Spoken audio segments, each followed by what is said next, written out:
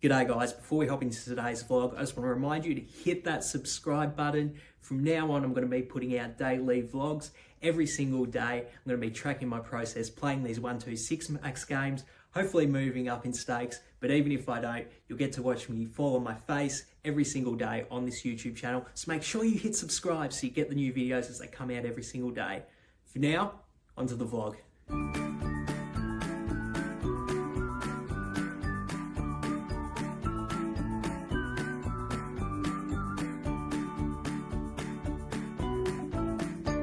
G'day guys, welcome back to the vlog. It's currently 5:15 on a cold Tuesday Melbourne morning and I am feeling not the best right now.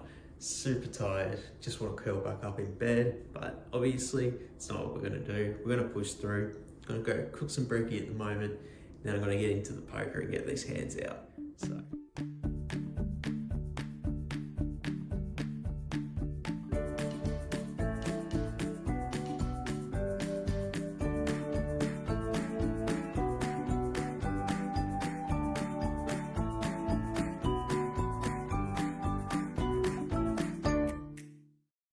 G'day guys, it's about 6 a.m. at the moment.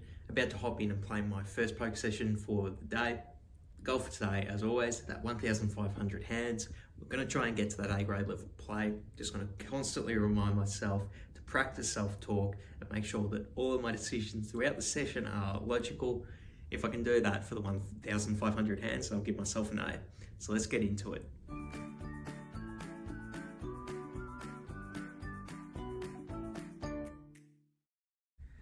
G'day there, it's about 4 p.m. at the moment in Melbourne. I have finally wrapped up my second poker session of the day.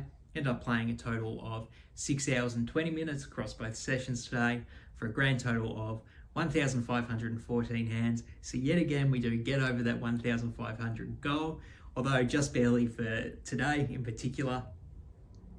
Very happy that I did put in the time though to get that 1,500 because the results for today were positive 250, so I'll take that win.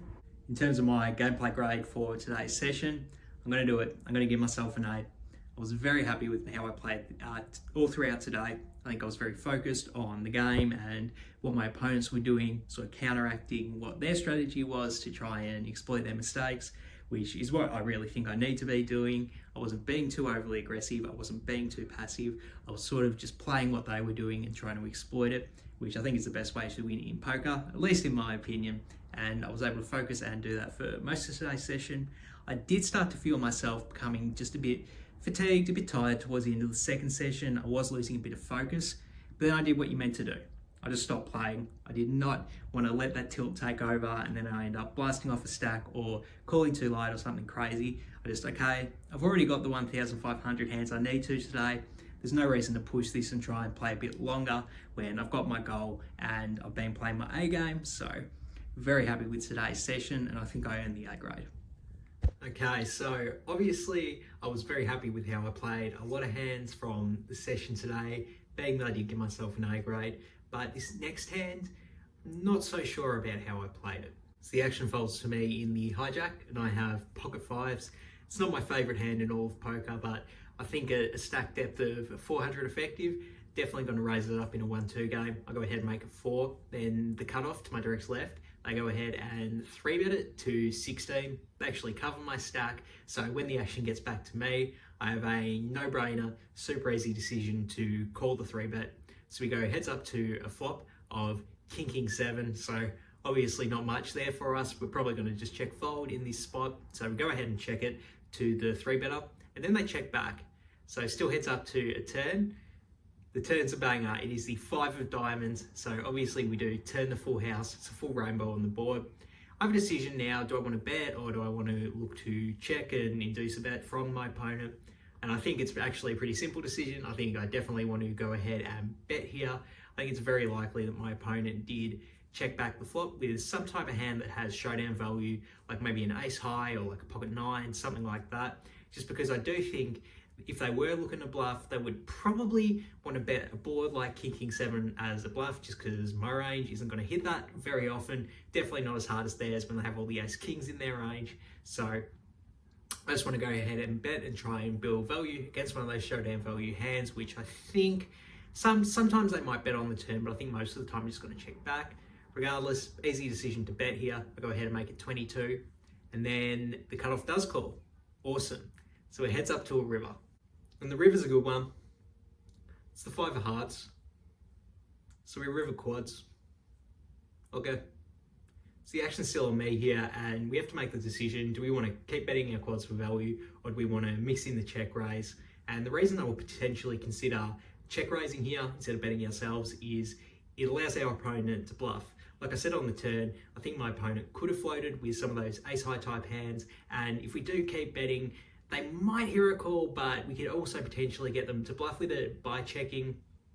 The reasons I would prefer betting here to check raising is I actually think there is somewhat a possibility my opponent might hear a call with a hand like ace-high, but if they have any of those hands that are like pocket queens, pocket jacks, pocket tens, pocket nines, etc., like those hands aren't going to bet themselves when we check it over to them. But if we bet now, I think those hands are very likely to call the bet, actually, to be honest. So I do think there is a lot of value in just going ahead and betting our quads here. The other reason I would potentially consider check raising is it does build a pot against if my opponent did, check a king on the flop to trap. But I think that's kind of redundant because if we do bet out ourselves, obviously they're going to raise with a king and get it all in anyway. So I do think that the better option is to just bet out here, just to try and get paid off by all those pocket pair hands. I make the mistake though. I river quads, I get a bit overexcited by it, which admittedly, this is tilt. That's just a tilty little thing in one specific hand, getting excited because I made a monster hand.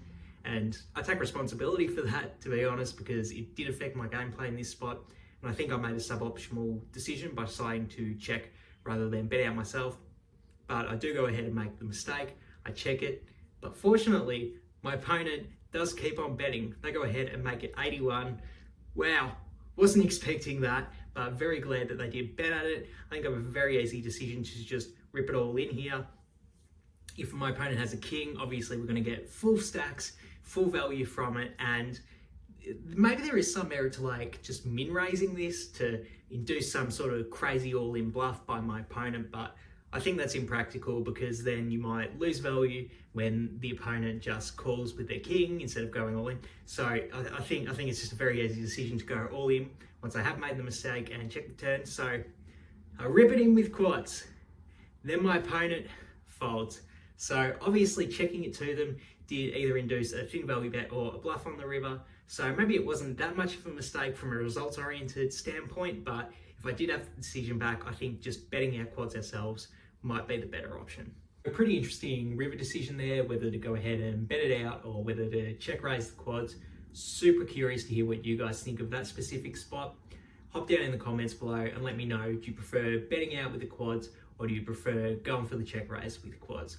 Super curious to hear what you guys have to say about it.